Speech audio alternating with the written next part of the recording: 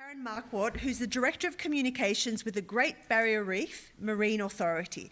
She has a media and journalism background and has worked in the government sector for more than 20 years across all aspects of comms and marketing. She's passionate about promoting positive environmental change by connecting with people through excellent communication. She lives in Townsville with her 3 children and Spoodle, and at this time of year would live nowhere else. I think we'd join you. Karen's going to talk to us about promoting positive behaviour change through creating fit-for-purpose communications. Welcome. Thank you. It's my great pleasure to be here today. Can you hear me? Yes? And I do have to thank Canberra for turning on some decent weather for me. It's a beautiful day out there. But hasn't it been a fantastic day of talks? You know, you always learn something when you come to a conference like this. There's always some takeaways you can go back and implement at your desk. Love it. But we have been sitting for a while, and I'm going to suggest we just get up and shake for a bit. You know, just shake it out. Get the blood pumping. There's only myself and another talk between us and drinks, so we're on the home run. So let's shake it out and stretch, shall we? Thank you, thank you. I haven't got the, yes, here we go. I will start by acknowledging the traditional owners of the land on which we meet. Here in Canberra, it's the Ngunnawal people, and I would like to also acknowledge the traditional owners across the Great Barrier Reef region, whose land and sea country I'll be referring to today. And I pay my respects to their elders past, present and emerging of all these people, and to any traditional owners that might be joining us today. And I do want to acknowledge that in addition to being our nation's first scientists, the First Nations people were also our first storytellers. They were storytellers about our lands and sea countries. Stories were how they made sense of their environment and communicated their knowledge through the generations. Today I'm going to give you an overview of the implementation of our 3-year communication strategy, which is now in its 2nd year. And I'll cover off about what the strategy is fundamentally trying to achieve, and that is increasing community awareness, educating about the reef's values, threats to those values and what we can do to protect it, and also motivating behaviour change and leveraging community support for that. So can I ask you, who here has been to the reef? Oh wow, quite a number of you. Is there anyone that hasn't been to the reef who has it on their bucket list? Okay, great. Oh, well, I'm going to give you an introduction to the reef.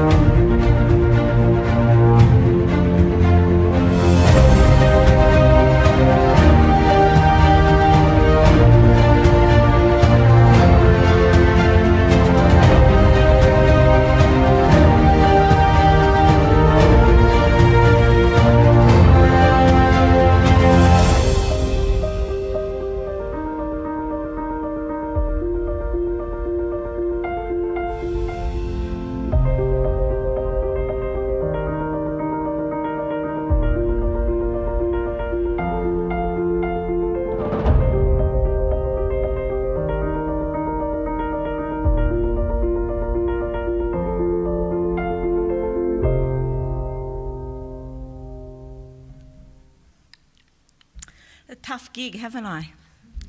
Yes, but like all jobs, it has its challenges. It's not all sea, sand and turtles.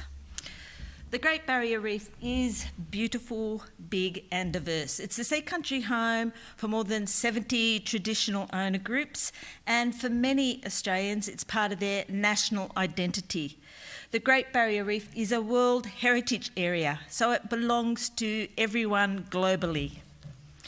And the Reef Authority is the Australian Government's lead management agency, and it's our job to protect this much-loved global icon.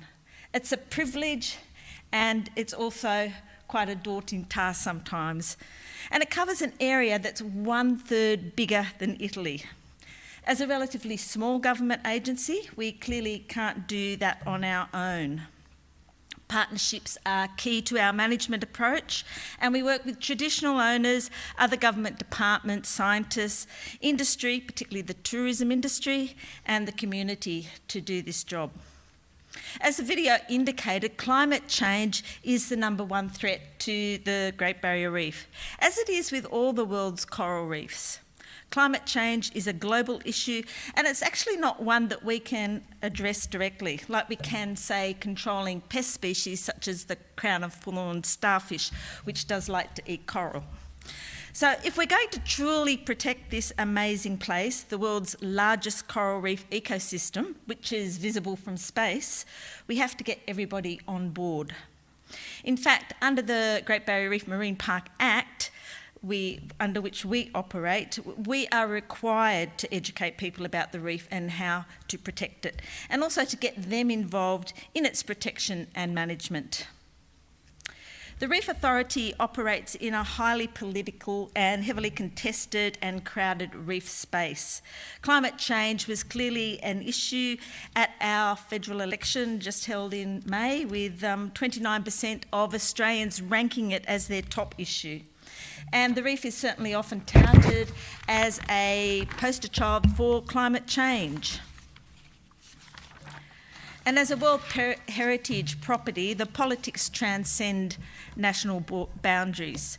The reef is certainly under an international spotlight, and they turned up the lux again back in May with the threatened World Heritage in danger listing.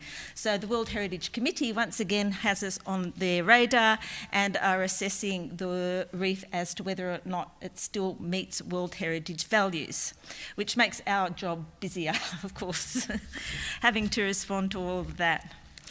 The reef is a busy space. There are more and more organisations, traditional owners, government, industry, not-for-profit groups and the community, as well as individuals. They're all out there doing their bit to protect the reef. And of course, that's a fabulous thing. That's what we want, isn't it? But it does create a lot of reef noise. There's a lot of conversations going on, often with diverse views, about the reef and its health, which can often make our messages difficult to get cut through. This often results in public and stakeholder confusion, which is particularly pertinent on fundamental issues such as reef health. People want to know who actually does what? What do you guys actually do, and how's it different from that group over there? And they can become quite confused about the messages that are being pumped out through the media and across our social channels. The messages can become quite polarised. There are some groups that would like you to believe that the reef is all dead. And then you get the odd politician who goes for a snorkel and pops up with a piece of coral in a hand and says, "Look, it's all alive, it's brilliant." And of course, neither is actually the truth. The truth is much more nuanced, and as I said, an area bigger than Italy. There are parts of it that are in brilliant health and thriving. There are other parts that aren't doing so well. So it's a nuanced message, and that's difficult to get across often because the media do like the short, sharp 10-second grab.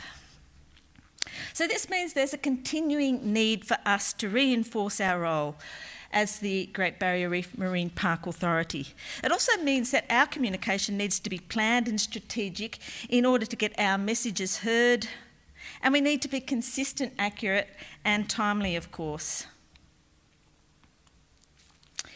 Our communication strategy was developed on the back of quite extensive market research, which has been done over a number of years. Its key overarching goal is to build trust with our stakeholders and general public so that we're seen as the authoritative voice of the reef. When we initially did this research, our stakeholders very strongly told us that we were too quiet, we needed to be more outspoken and to get our messages out. They want us to be seen as the authority, the point of truth in terms of the mixed debate across the reef space. Key features of the strategy is that it takes an integrated themed approach with a focus on reporting major outcomes rather than disparate outputs. As a small organisation, if you're constantly reporting on a project basis, you're more or less competing against yourself to get your messages out. We are adopting a much more themed approach as we move forward. And our comms tactics are increasingly evidence-based, developed with feedback from sources such as online data analytics, market research, qualitative stakeholder and audience feedback. And I have to say, you know, I've been in the game for quite a while, but haven't we moved centuries in terms of our capability to do market analytics? I mean, back in the day when I first started in comms, you know, it was such an expensive and time-consuming operation to do, you know, thorough audience analytics, but it's so much more accessible to us all now. So we are becoming increasingly targeted and audience-focused in our approach. Again, online data analytics and market research enables us to target our audiences more closely. And, you know, like others in this room, I'm sure you're all developing, you know, social media personas and that type of thing, really understanding who you're targeting, which is helping you get your messages to cut through. But to achieve the biggest cut through, we need to be genuine in our communications and values-based. And we need to repeat our messages again and again until we know them by heart. And only then can we assume that we're starting to get message cut through. We also want to amplify our voice by leveraging our stakeholders because we are a small organisation. We don't have the budget of multi-millions and nor the reach of CSIRO with 5,200 staff. We have 250 staff. So we want to get our stakeholders involved in our communication efforts so that our messages line up and our voice across the reef is louder. Our communication objectives integrate with our hero campaign, which is see the reef, love the reef, protect the reef, which I guess encompass our objectives about awareness and education, advocacy and emotion, and action and engagement. And we're explaining these through the pillars of key themes which align with our corporate plan: science and knowledge, innovation and management, education and partnerships, and a high-performing organisation. And this basically sums up what we do in our organisation. It lines up with our program areas and the way we structure our organisation. And our strategy also tells our narrative. This is the story that we want to project to the world. It tells of the reef's amazing natural and cultural values, and it's the why we exist, what we do, how we do it, who we do it with, and where we are going. It communicates our passion for the reef, our expertise, and why our advice should be trusted. And it sums up our brand identity, the authoritative voice of the reef. But we also need to make our messages resonate with our audiences. So it's how we tell these messages that's important. Where possible, we try to use values-based messaging to engage with people and influence their attitudes in ways that facts alone can't do. And the core principles of values-based messaging are not making it personal, externalising the problem, focusing on barriers. Focus on the barriers, don't place blame. Also, create something good. Frame the idea as creating something more, something better for the community, not about taking things away. and persuade with values, not facts. So tapping into people's beliefs is often much more effective than using stats and facts alone. But this, of course, doesn't mean that facts aren't important, because being the authoritative voice of the Reef, we must make sure that our statements are accurate and evidence-based. And also stick to your story. Don't fall into the trap of jumping into your opposition's frame. Tell your story, but do it in a way that, I guess, doesn't entrench their already held beliefs. There's a bit of research that sort of supports that myth-busting and that type of thing actually reinforces people's already held beliefs, because you're threatening their belief system rather than actually convincing them to change their ideas about a certain thing. Also, keep it real. Show, don't tell. Real examples and real stories bring the idea to life and make people much more likely to engage. And I have to say, at the Reef, with the Reef Authority, we're at such an advantage. I'm going to boast, yes. We have beautiful vistas to show off, wonderful images, we're spoilt for choice there. But we also have some really passionate people that work for us who are wonderful talent. So yes, we've got a lot, haven't we? I won't boast.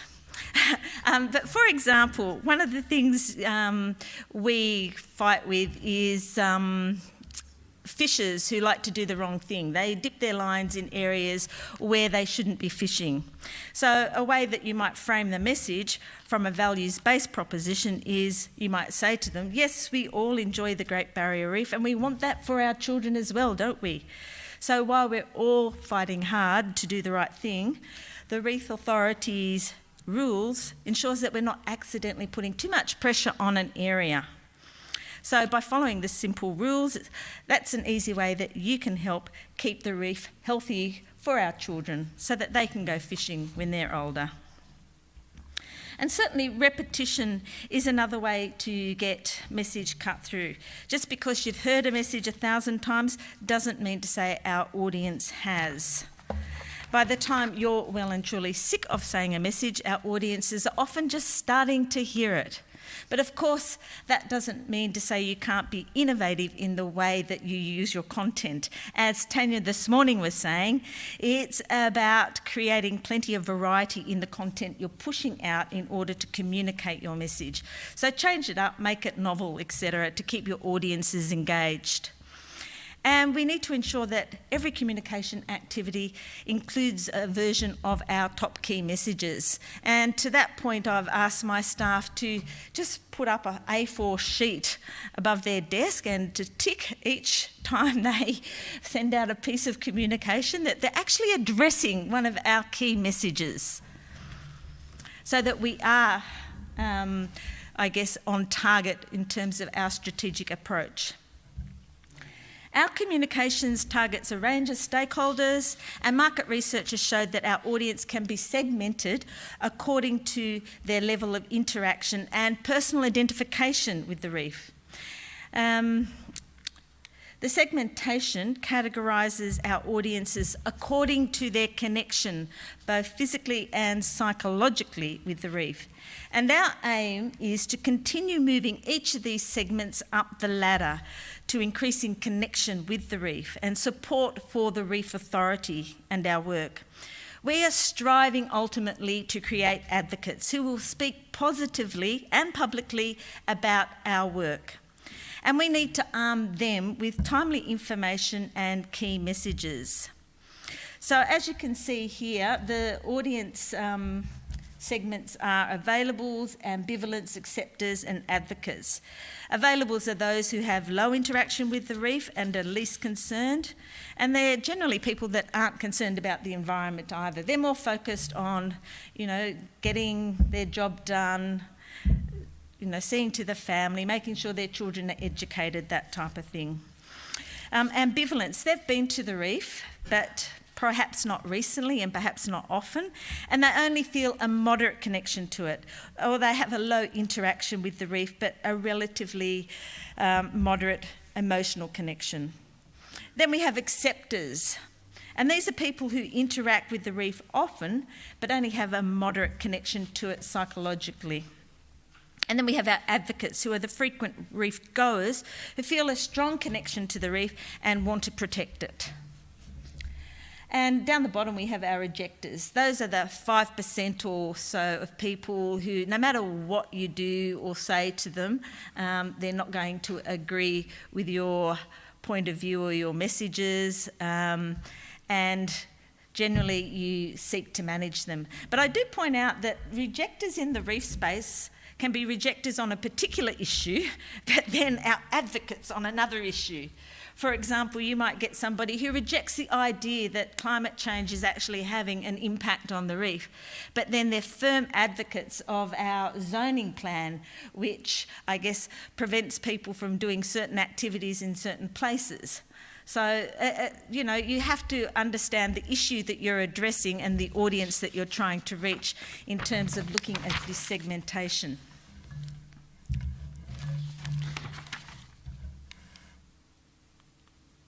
Another principle that we try and implement is a behaviour change approach that recognising getting people to change their behaviour is a combination of three things. And I'm not sure how many of you are familiar with this model, the FOG model that has been developed, and it's about how easy behaviour is to address, how motivated people are to do it, and what triggers will make them act. So, putting it all into practice, how are we implementing our strategy? These are the key enablers or tools that underpin the implementation of our strategy. We have the hero campaign, See the Reef, Love the Reef, Protect the Reef, which provides an overarching framework for all our communication. It helps us elevate our communication into simple key messages that get cut through. We're also developing a new Reef Authority program brand, which we're hoping to roll out soon. This new program brand consolidates an absolute plethora of sub-brands across our organisation and rolls them into one brand identity with the same look and feel.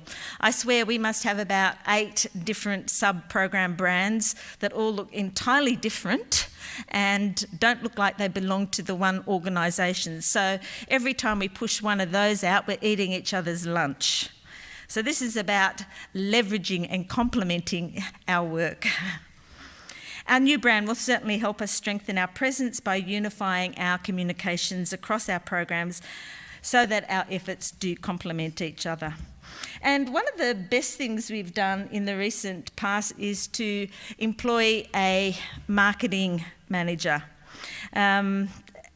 somebody who's really focused on looking at the data analytics and doing that forward-thinking research, etc., and providing the intelligence into our communications approach. That's been just a game changer for us. Something else that we've done from a, administrative point of view or development point of view is to contract a social media knowledge company to undertake regular coaching with the team. And so we all take part in this coaching, and it's about just staying on top of the trends with social media because it's such a fast-paced area. The trends change so quickly. What you were doing, a year ago perhaps doesn't quite add up now or doesn't tick all the boxes. That has also been an invaluable investment by our team. I also point out the internal communications framework, which outlines how we communicate to our staff, who are potentially our best advocates. We need to ensure that they are all aware of the organisation's priorities and strategic direction, and that we're all singing from the one hymn sheet. And again, we've ramped up our investment in that area, and we now have a dedicated internal comms person. Yay! And these are the channels that we use to reach our audience. And like we've heard this morning, we use different channels to reach different audiences depending on the communication objective. Not all channels are created equally depending on the project that you're trying to communicate about and what your objectives are. I do include our engagement channels. We have a lot of stewardship programs which provide us with really excellent outreach to our communities. So we develop talking points and fact sheets, etc., that we can provide to those groups so that they can advocate on our behalf. And this is implementing the awareness and education component of our See the Reef, Love the Reef, Protect the Reef campaign. While the Reef Authority will celebrate its 50th anniversary in just a few years, continuing to build brand awareness underpins all our work. As I pointed out, it's a busy reef space and we need to continually be getting our messages out so people do understand who we are and what our role is in the space. So this includes continuing to reinforce our role as the Australian Government's lead agency for the reef by promoting our programs, as well as increasing understanding of the reef, its unique values, threats to those values, and what is being done to protect this World Heritage property. And our new Reef program brand will certainly assist these efforts. And our targets here are the availables and ambivalents, those people who aren't necessarily so connected to the reef. And this is just an example of some of the work we've been doing in this space.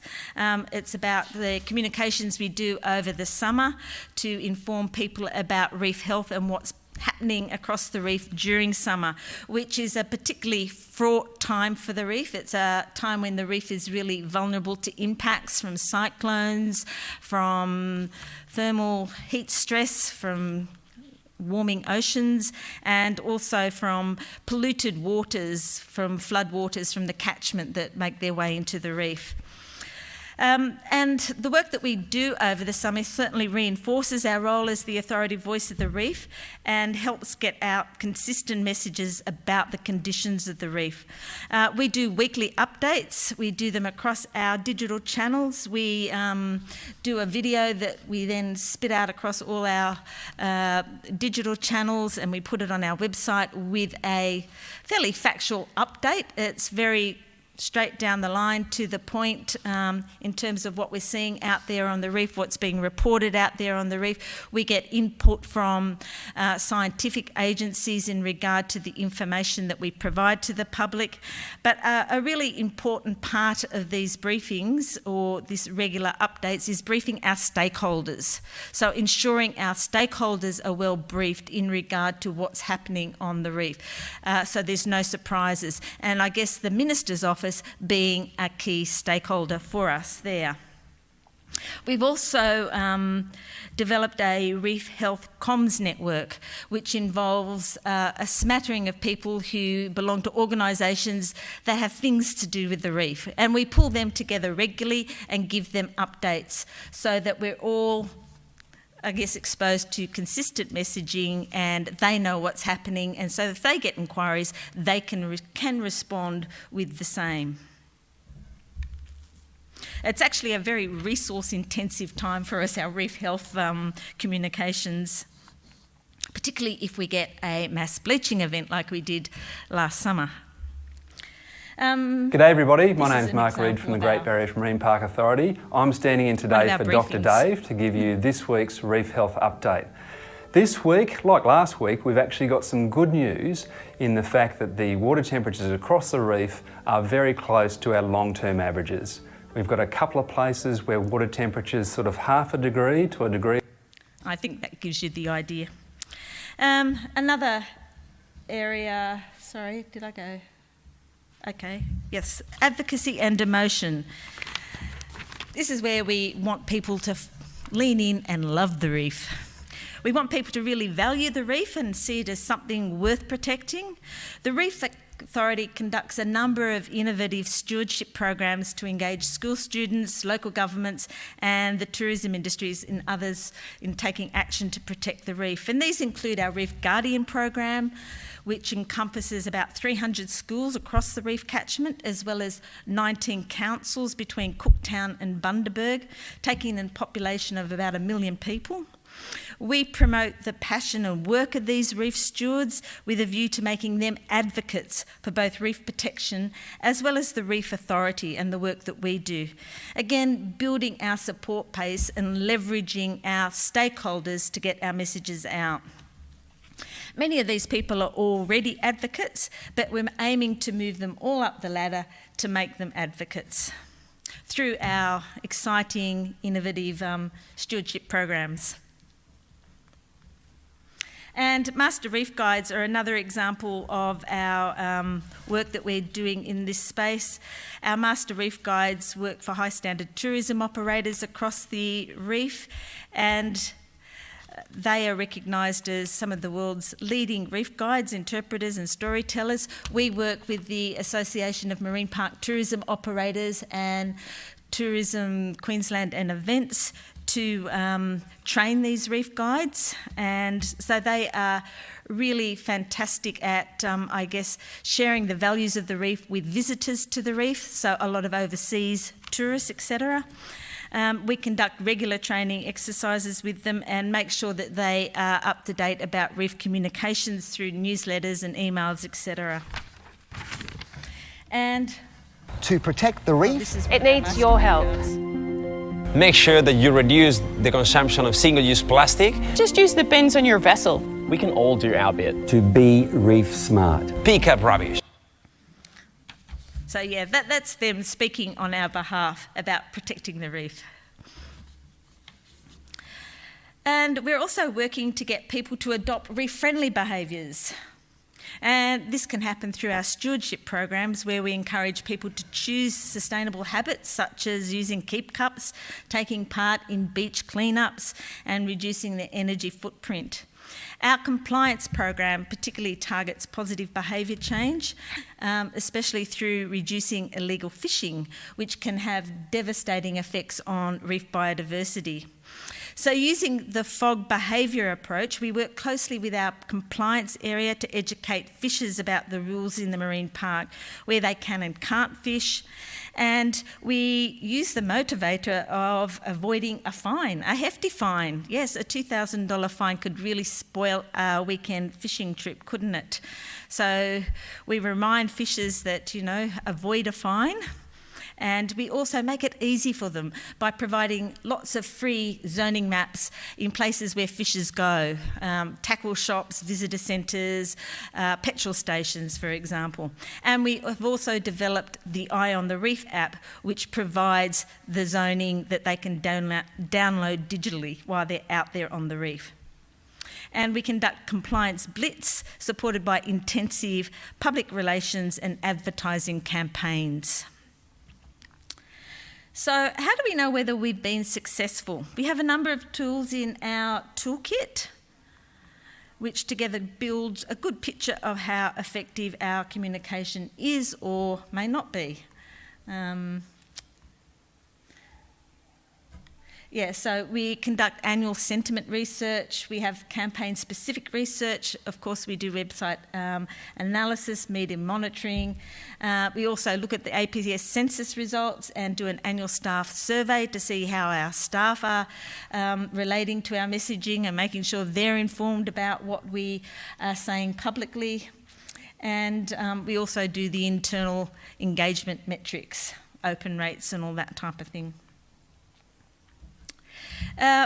Literally hot off the press is our annual market research, which is providing us with a good indication that we are shifting the dial on public and stakeholder awareness and support. This is I guess the results of some public data analysis. There was over 1,000 people involved in this market research, and it clearly indicates that they actually do understand what our role is. So that's a yay. Also, their perception of the Reef Authority as a leader in park management is also, I guess, coming through. They are seeing that we are responsible for managing the Great Barrier Reef, and they're acknowledging the difficulty in managing that reef space in terms of the complexity of the challenges that face us. Well, one of the things that really has come through is that we're seen as communicating significantly better than in 2020. So obviously what we're doing in terms of our communication strategy is working for people. And this is the one that I really like. It's about our trust index. As you can see here, the trust that people have about the organisation has increased. There's also a lot of other metrics that we've looked at there, but trust is the key KPI that we report in our annual report each year. So that was very good news for us. That has gone up.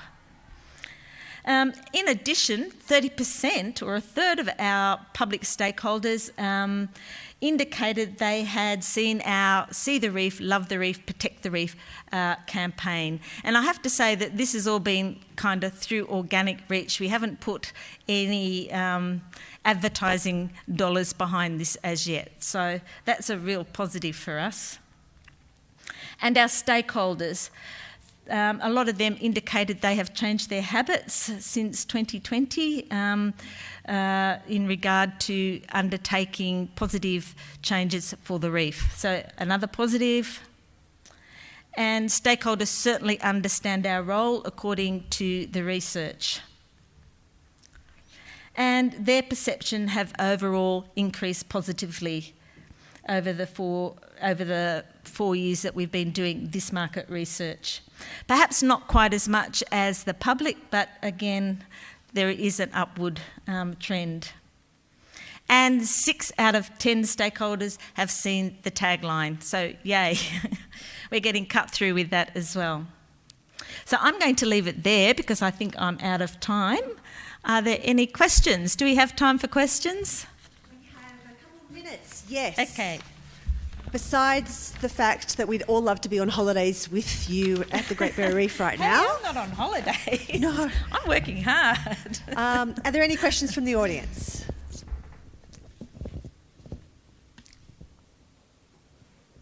There must be at least one. Oh, great. So Mary's just going to come with the microphone. Not to be nego about it though, but the first bleaching event was in the late 1990s, as we spoke about, and increasingly it's going to be the case that the impact of climate change on the reef looks to be significant over the next few years. And we're even seeing now what that might look like in terms of the worldview of the reef and tourism. So how are those challenges about what's happening now, like in your messaging, how are you dealing with those messages now for what's happening to the reef? Like, I know that you're giving kind of updates on, water temperature and, the state of the reef, I guess. But even over the time that you've been there, you must have seen quite a bit of decline. Look, I'm not sure that I guess the question is about, the challenge. The challenge, okay. The challenge. You're absolutely right. It is a challenge. And I was saying to Beau, whose presentation really resonated with me from a tourism respect, because the tourism industry is a key stakeholder for us. We work so closely with them. They are out there promoting the reef's values to the world when they take international visitors out. But they're also the first to go, oh my gosh, nothing to see here, when there's a bleaching event or an impact on the reef. They hate it when we put out news that there's a bleaching event, but our role is to tell what's out there.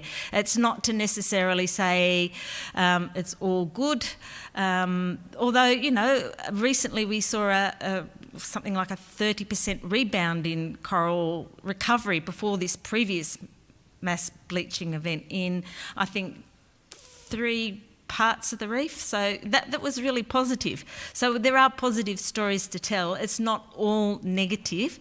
And as I said earlier, it's a big space. there could be one area of the reef that's absolutely been smashed and another area that looks fantastic. I can say that I was out on the reef just last week, and one of the areas that suffered the most from intense thermal temperatures over the summer was looking good. And I say that honestly. I was surprised that I didn't see more bleaching than there was. There wasn't much bleaching at all, in fact. So coral can recover, and I guess to address your question more directly, it's about sustaining hope, isn't it? It's about making sure we're not getting that message fatigue. So it's about making people feel that there's hope and there's still a job to be done and we can make a difference. You look at how quickly people change their behaviours in regard to COVID. Behaviour change can happen, and as we're feeling more and more of the impacts about climate change everywhere, floods, bushfires, intense heat waves in England, 40 degrees, who would have thought in England? We're all becoming much more conscious of the impacts, and I think, that initial slide showed it, 29% of Australians kind of put up their hand for climate change at the last election. So, so it's taken a long while, yes. Excellent. Well, thank you so much. Pleasure. Thank you. Okay. Sorry, Karen, I'll keep you up on stage for a sec. There was a lot of, and I love that you use BJ Fogg's model too, rather than some other change model. In terms of what you do with government influence, because I guess there's a lot in there about trying to influence behaviour of individuals, but there are so many conflicting decisions by government, by corporates, which go against the UN Sustainable Development Goals. I'm just wondering what work Garumpa does within influencing our own governments here within Australia, or is that outside the remit of We Garumpa? work directly to the Minister for Environment, so we have a good relation. Well, we've got a new minister, so we're building a good relationship with our new minister. But we've always found, I guess, government open to our advice. Not that they always take it. They've got their politics to attend to in the big house there, in terms of keeping, themselves in government, so that's their first priority always, I guess. But they certainly do listen to our advice. The Reef received another $1 billion in funding at the beginning of this year, of which we received about $250 million. So that's a substantial investment in our agency. We've never seen the like of it before. So I would like to think that we are having a positive influence on government. They are seeing that the reef space is something that they need to invest in. There's $6.4 billion of economic value in the reef each year through our tourism and other industries. There's also 64,000 jobs. This was pre-COVID, these figures, that depend on the reef. So there's a lot of reasons to keep the reef healthy, apart from it being part of our national identity. Yeah, so I'm hopeful, I'm very hopeful, and I think government is listening.